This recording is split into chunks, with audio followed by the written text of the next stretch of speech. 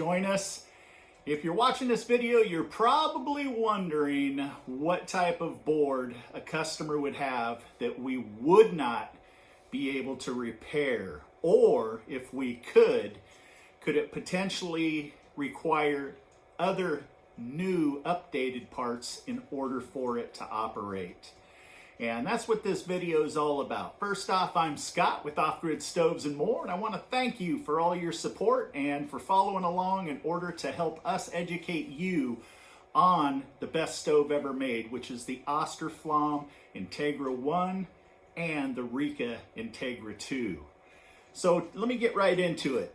Today's video is to show you two parts that are actually called prototypes. And prototypes are literally the first motherboard and user board that was released into the United States. There is a possibility that Austroflamm was brought into the United States before it was introduced to us in Oregon, which we felt as though, and we still believe that we were one of the first in order to help introduce Austroflamm to the U.S.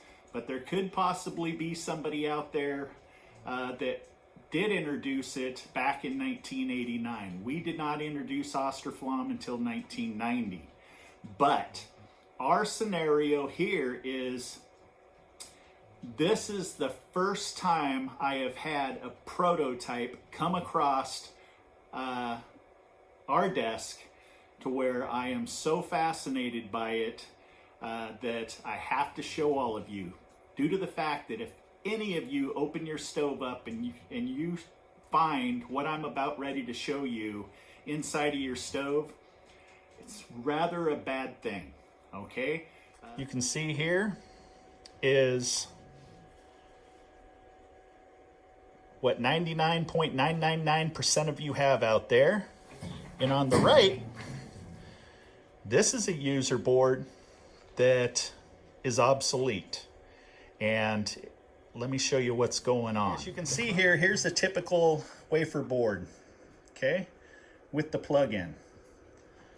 That's what all of you have on your stove, unless you happen to have one of these. It's a white wafer board. This is a prototype. This is one of the first releases ever.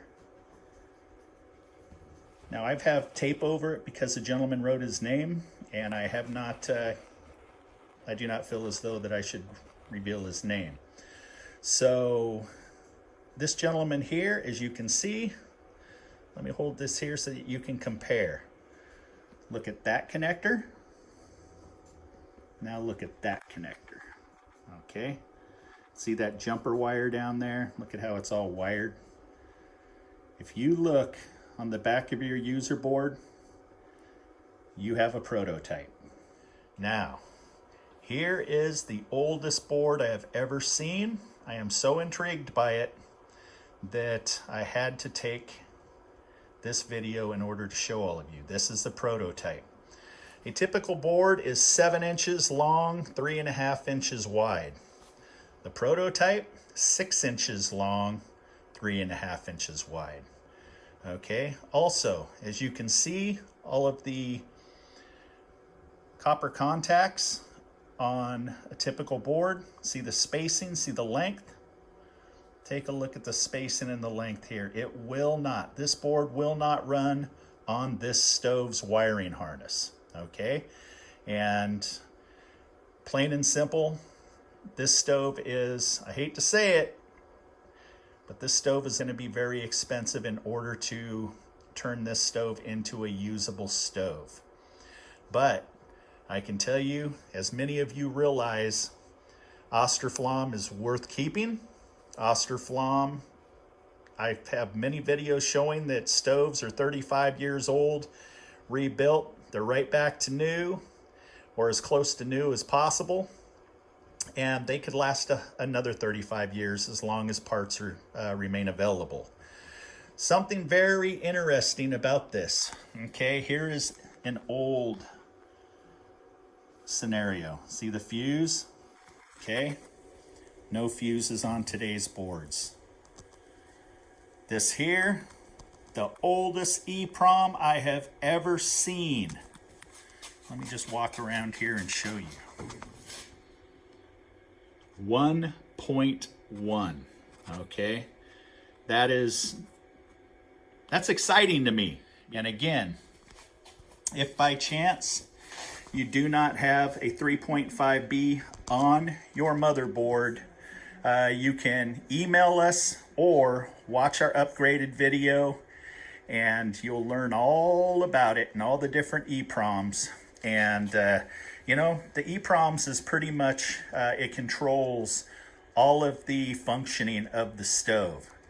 So like the typical EEPROM out there is 2.4 all the way up to 3.5B. If you have one of the older EEPROMs, you turn on your stove, everything turns on. So again, fascinating. And I thought many of you out there would be very, very interested in seeing this.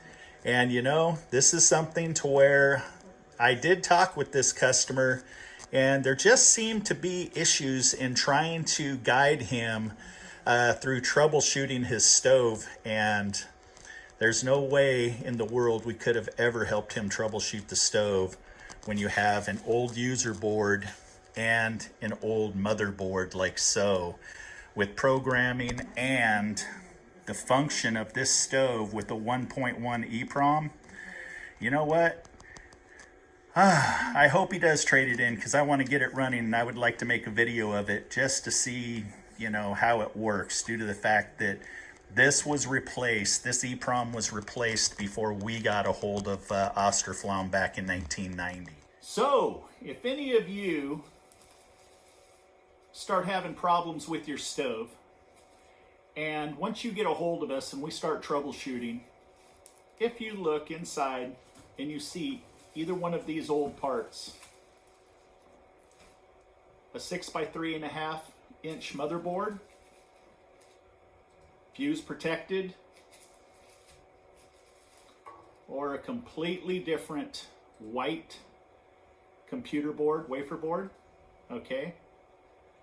You have a prototype, and unfortunately, there probably isn't going to be much that we're going to be able to do for you, due to the fact that, again, you'll have to replace both of those components along with the wiring harness, and you are going to have more than likely the skills to be able to get your stove and strip it down and then put it back together. So I just wanted to share this awesome scenario with you guys, and again, thank you very much for all your support, and all we can say during these crazy times in this world, stay safe out there. Peace.